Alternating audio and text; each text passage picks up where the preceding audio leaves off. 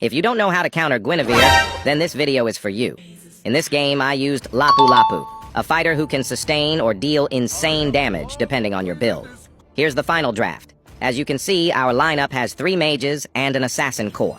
So in this situation, when you're using Lapu Lapu, don't go for a full damage build since you won't have any front line.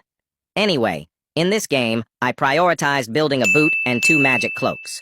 It's important to note that you shouldn't convert them into tough boots if you still only have 1 magic cloak. Why? Because 2 magic cloak and a boot gives you 28 magic defense with 20 movement speed, and it only costs 690 gold.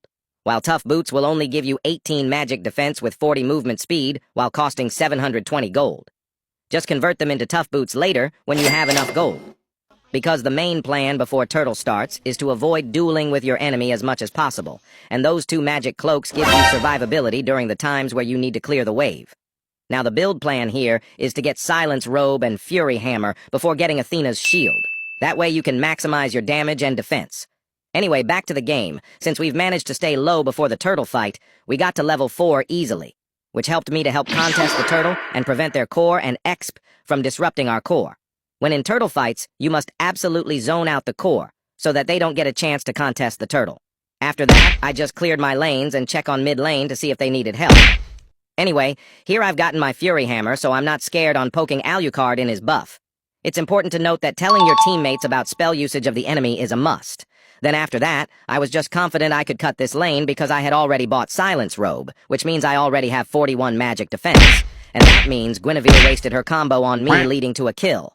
At this point, I've already gotten Athena's shield, so after that we build Dominance Ice for Alucard, and Blade Armor for the critical damage reduction to counter Bruno, and Radiant Armor because Guinevere might build Genius Wand and Divine Glaive, which could lower my magic defense. Anyway, I will be explaining why building both Athena's shield and Radiant Armor is not forbidden. Athena's shield counters burst-type mages like Kadita, Kagura, and Veil.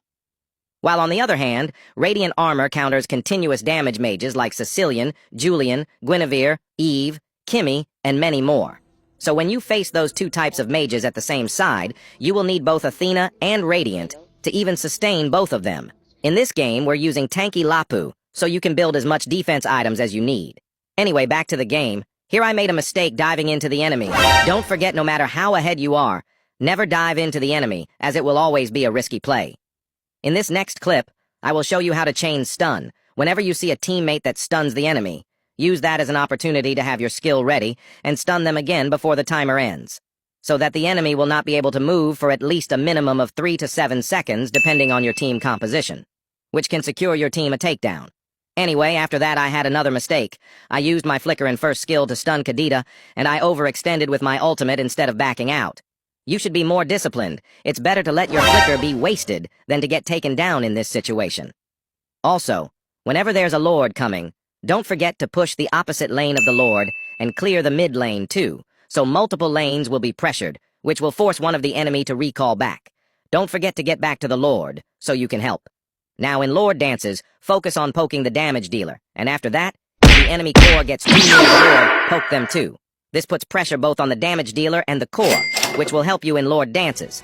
Then once the lord gets to their tower or base, focus on the main damage dealer that can clear the wave. Their attention will be redirected to you instead of defending the base. And that's it. And if you don't know me yet, I'm Zeal, one of the people who breaks down strategic gameplays for my viewers to learn.